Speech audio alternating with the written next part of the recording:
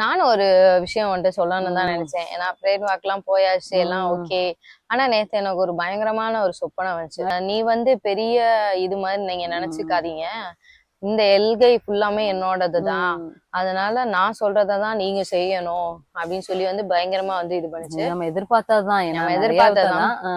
அப்புறம் வந்து மூச்சு அமுக்கிற மாதிரி இருந்துச்சு. அப்ப நான் ஆண்டவரே இயேசு ரத்தம் செய்யும், இயேசு நாமத்தினாலே அப்பலே போ சாத்தானே அப்படிலாம் சொல்லும் போது அது கொஞ்சம் வீக் ஆயிடுச்சு. இருந்தாலும் அது ஒரு சில விஷயம் மட்டும் சொல்லுச்சு. என்ன அப்படின்னா, இந்த எல்கைக்கு வந்துட்டா அப்படின்னா ஃபர்ஸ்ட் வந்து எங்களுக்கு கொடுக்க வேண்டிய மரியாதை நீ கொடுக்கணும் அப்படின்ற மாதிரி சொல்லுச்சு.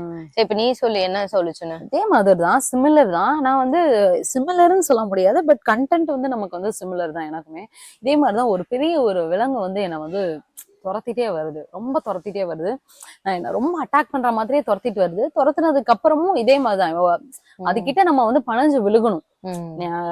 அதட்ட பணஞ்சு விழுந்து அதுக்கு ரெஸ்பெக்ட் கொடுக்கணும் அப்படின்னு அந்த விலங்கு வந்து என்கிட்ட எதிர்பார்க்குது. ஆனா நான் வந்து அதுக்கு வந்து விடாம நானும் ஓடிக்கிட்டே இருக்கேன். அதுவும் என்ன துரத்திக்கிட்டே வருது.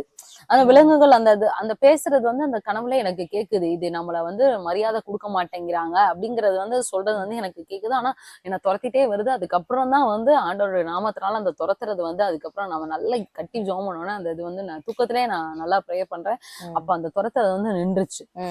ஆக்சுவலி அதனுடைய எல்லைகளுக்கு நம்ம இப்ப பிரேயர் வாக் எல்லாம் போனோடனே அந்த ராஜ்யத்துக்கு வந்து ஒரு அசைவு, ஒரு ஷேக் கொடுத்துருக்கோம்னு நினைக்கிறேன். நம்ம கண்டுபிடிச்சிட்டாங்கன்னு நினைக்கிறேன். இப்ப வந்து ஃபர்ஸ்ட் நம்ம இன்ட்ரோடியூஸ் பண்ணிருக்கோம். அதனால இப்ப அவங்க வந்து செகண்ட் ஸ்டெப் எடுத்து வைக்கிறாங்க.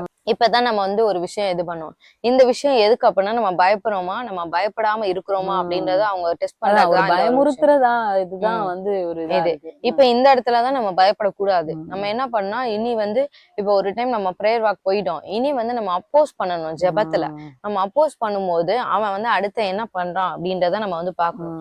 ஏன் அப்படின்னா, இது வந்து நம்ம ஆண்டவரே சொன்னதுதான். இது வந்து யுத்த களம் தான். நம்ம நிச்சயமா இந்த எல்கையில உள்ள பிசாசுகளோட நம்ம போராடிதான் ஆகணும். ஆனாலும் அவனும் டக்குன்னுலாம் விட்டு கொடுக்க மாட்டான். அது எப்படி நூத்துக்கணக்கான வருஷத்துல வந்து ஒரு எல்கையில அவன் இருந்திருப்பான். இப்ப ஒரு வீடு அப்படிதான். இப்ப குடியிருக்காங்கன்னு வையேன், அவங்க போவே மாட்டாங்கன்னு சொல்ற. ஆனா ஆண்டவர் நமக்கு அந்த வீட்டை தரேன்னு சொல்றாரு. அப்ப நீ போனதுமே அவங்க என்ன டக்குன்னு அந்த ஜாமான் எடுத்துட்டு போயிருவாங்களா? ஜஸ்ட் ஒரு வாக்குவாதமாவது பண்ணுவாங்க.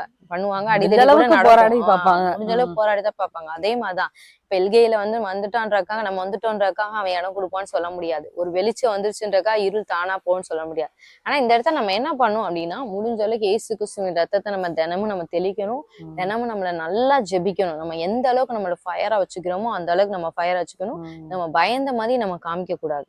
ஏன்னா ஆவியானவர் நம்மள ஆல்ரெடி நம்மளை ப்ரிப்பேர் பண்ணி தான் அனுப்பியிருக்காரு. அதனால இந்த விஷயத்த நம்ம வந்து கேர்ஃபுல்லா இருக்கணும்.